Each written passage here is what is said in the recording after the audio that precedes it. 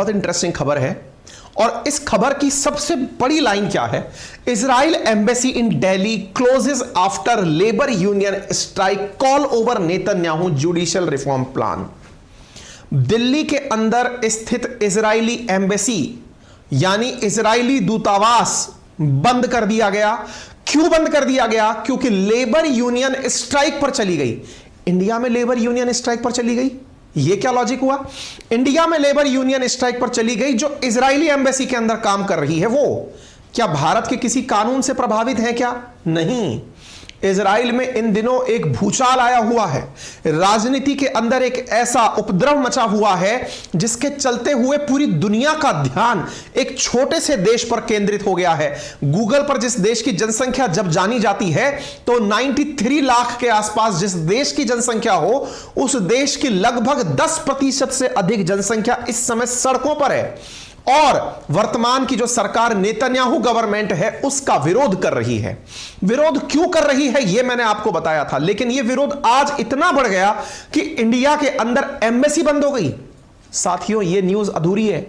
दुनिया भर में जितनी भी इजरायली एम्बेसीज हैं वो बंद हो गई। यह खबर मजाक नहीं चल रही है, बहुत बड़ी खबर है। यह ऐसी खबर है जिसको आप ऐसे समझ लीजिए कि इजराइल का विश्व से संबंध टूट गया। अब अगर इतनी गंभीर खबर है तो ऐसा अचानक और क्या हो गया जिसके चलते यह खबर इतनी आ गई, और नेतन्याहू ने इससे निपटने के लिए क्या किया, आज के सेशन में आप वही जान रहे हैं।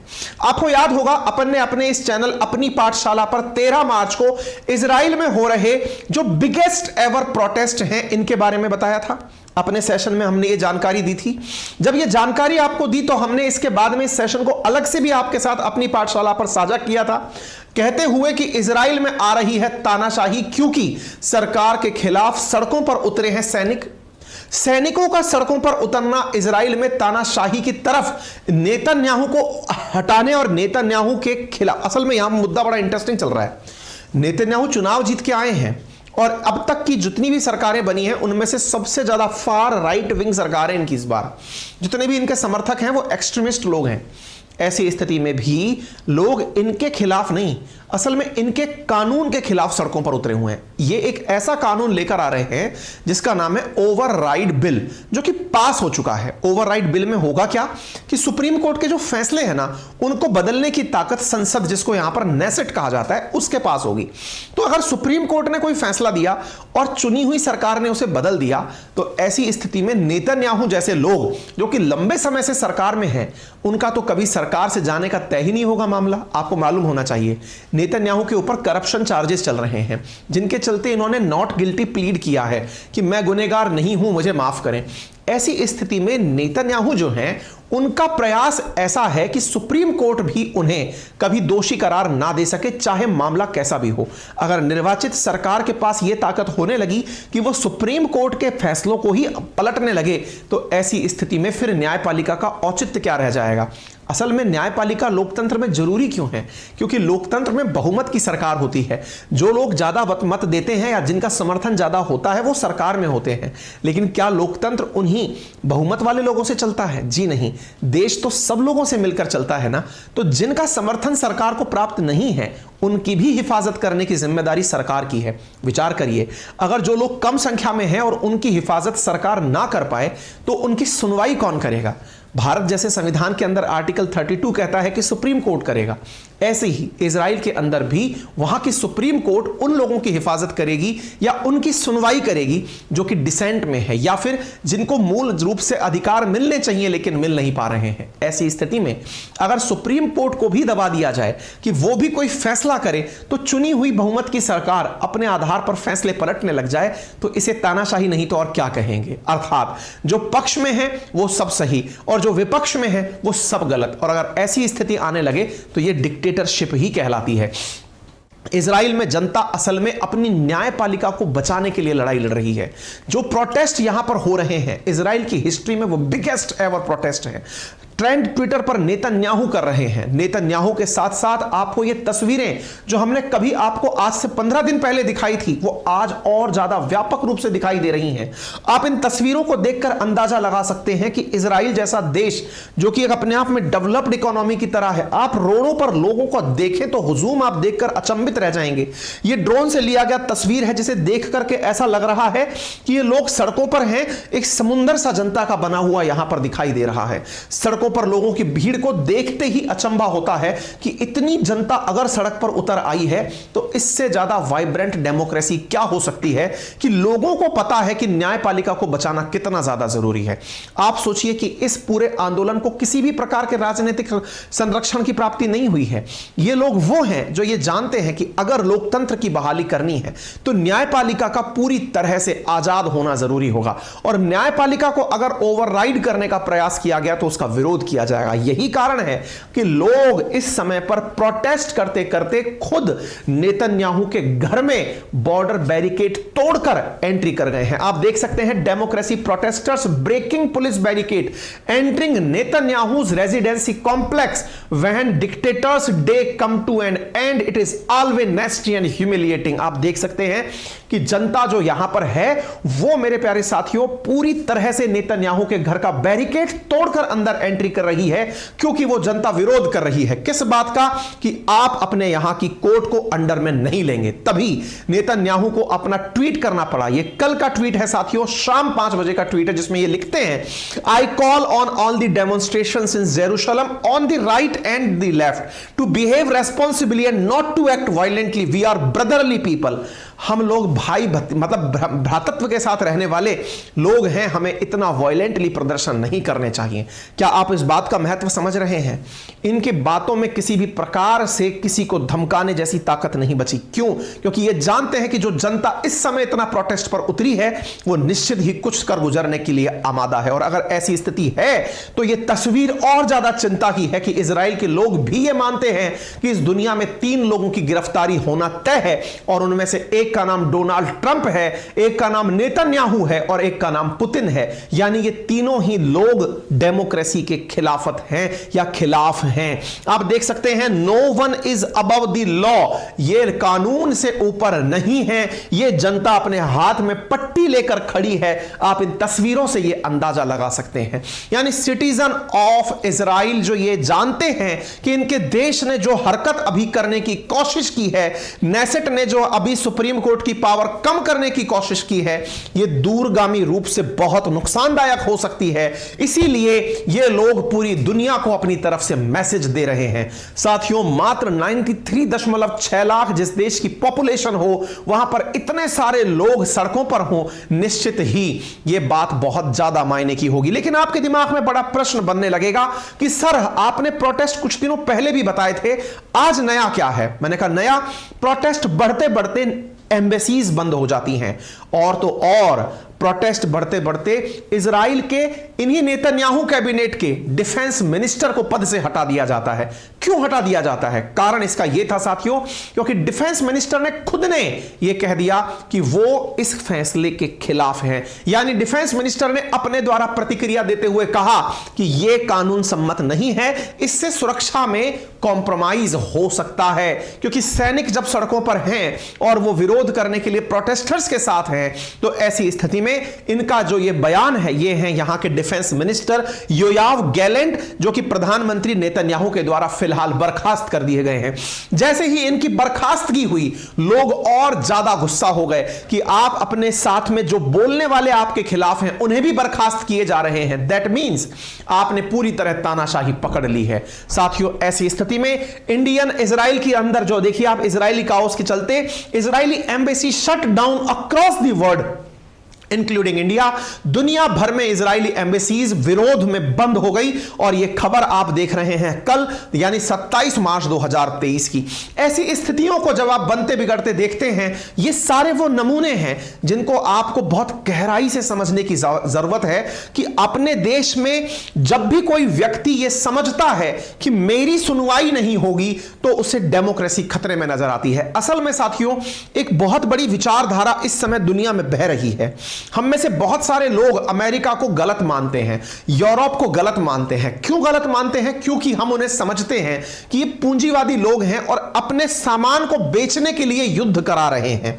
ठीक बात है, लेकिन एक और बड़ी बात आपको यहां पर समझनी होगी, और वो बात यह है, ये देश लाखों बुरे हों, लेकिन इनके यहां जो सबसे अच्छी बात है वो ये है कि यदि आप संख्या में केवल एक भी हैं तो आपकी सुनवाई होना यहां सुनिश्चित किया जाता है। दैट मींस इन देशों की सबसे बड़ी विशेषताओं में शुमार क्या है कि आप कितनी भी छोटी संख्या में क्यों ना हो, चाहे यूरोप हो या अमेरिका हो, आपकी सुनवाई जरूर होगी। आप विरोधी हैं, इस बात पर आपको गोली नहीं मार दी जाएगी।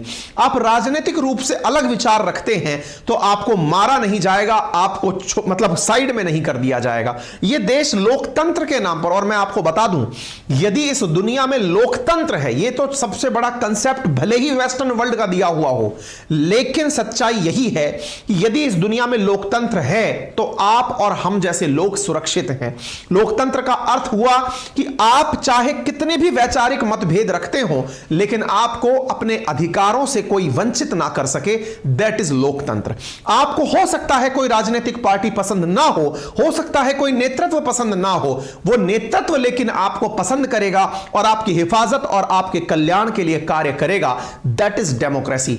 आज वेस्टर्न वर्ल्ड में दुनिया के लोग क्यों प्रवास कर रहे हैं, क्यों इतने सारे माइग्रेंट्स नावों से पहुंच करके, समुद्रों से तैर तैर करके उन देशों में एंट्री कर रहे हैं? क्योंकि वहां पर रिफ्यूजी बनकर भी जाना सम्मानजनक जीवन जीने जैसा होता है। क्योंकि एक बार उनके लैंड पर आप पहुंच गए तो आपको फिर वहां पर वो सारी बुनियादी सुविधाएं मिलना शुरू हो जाएंगी जो वहां के सिटीजन को होती हैं। यही तो कारण है कि दुनिया के इतने सारे प्रवासी लोग जो यहां से माइग्रेंट करके, अवैध प्रवासी भी वहां पर जाकर निवास करने पहुंचते हैं। अरे तभी तो ब्रिटेन को अपने यहां पर प्रवासियों को आने से रोकने के लिए बिल लाना पड़ा कि बिना बिल के तो हम इनके ऊपर कोई कार्रवाई तक नहीं कर पाएंगे। यह डेमोक्रेसी की असल मायने में बुनियाद है जो ये लोग लेकर चल रहे हैं। खैर, फिलहाल के लिए जो इजराइल के अंदर ये चाओस क्रिएट हुआ है, यह अपने आप में एक बिग मैसेज है वर्ल्ड के लिए। आप किसी भी देश को उठाकर देख लें, आप पुतिन को देख लीजिए, एक बड़ा मैसेज आपके सामने दिमाग में आना चाहिए, और वो क्या है? दुनिया में कई देशों में अभी तानाशाही आ चुकी है। चाहे आप पुतिन को देख लें, चाहे आप शी जिनपिंग को देख लें, चाहे आप बशर अल असद को सीरिया में देख लें, या फिर आप किसी को जो भी इस समय एक तरह से पुतिन के समर्थन में आ रहे देश हैं, जिन्होंने खुला समर्थन कर दिया है, चाहे लुकाशेंको बेलारूस वाले आप देख लें, ये सब लोग क्या कर रहे हैं? ये एक प्रकार से सिंगल पार्टी शासन चला रहे हैं। अर्थात इनके समर्थन में अगर आप हैं तो आपका देश में स्वागत है, आप इनके समर्थन में नहीं हैं तो आपका पत्ता कब कट जाएगा आपको नहीं पता है। आपने जितने भी देश इस समय उठा के देखने हैं, पुतिन समर्थक जितने भी देश हैं, वो सारे के सारे अब वो हैं जिनके यहां पर डिसेंट की आवाज को दबा दिया जाता है। लोगों के किसी भी प्रकार के प्रोटेस्ट को बाहर नहीं आने दिया जाता है। लाखों हजारों लोगों को प्रताड़ना केवल इस बात पर दी जाती है कि वो सरकार के फैसले के विरोध में क्यों बोले। ये जो प्रक्रिया है, ये इजराइल में भी आप देख रहे हैं। इजराइल के अंदर नेतन्याहू के विरोध में जनता इसीलिए आई है कि आप चुनी हुई सरकार को अगर सर्वोच्च बना ले जाएंगे तो आप पर निर्णय कौन लेगा, और इसी के चलते यह प्रोटेस्ट हुआ है। इजरायली एम्बेसी दिल्ली के अंदर भी क्लोज हुई है। नाओर गिलोन जो कि इजराइल के एम्बेसडर इंडिया में है, उन्हीं का ऑफिस यहां पर बंद हुआ है। आप इससे अंदाजा लगा सकते हैं कि यहां पर फ्लाइट्स का चलना इजराइल में रोक दिया गया। इजराइल के अंदर जो पोर्ट्स पर काम हो रहे थे वो होल्ड कर दिए गए, क्योंकि यहां सब जगह स्ट्राइक चल रही है। इस बीच में अमेरिका को भी उतरना पड़ा। इजराइल का हर मामले में समर्थन करने वाला अमेरिका उतरा और अपना बयान दिया, और उन्होंने कहा कि वो लोकतंत्र की हिफाजत के समर्थन करता है। इसी कारण से आप यहां पर एक खबर देखते हैं, और यह खबर नेक्स्ट अपडेट है। और वो अपडेट क्या है? आज ही सुबह 28 तारीख की सुबह का अपडेट है ये। और ये क्या है आप यहां पर देखें, हमारी टीम जब सेशन बना रही थी उस समय का, यानी कि टीम पूरी रात आपके लिए सेशन अपडेट कर किए जाते हैं।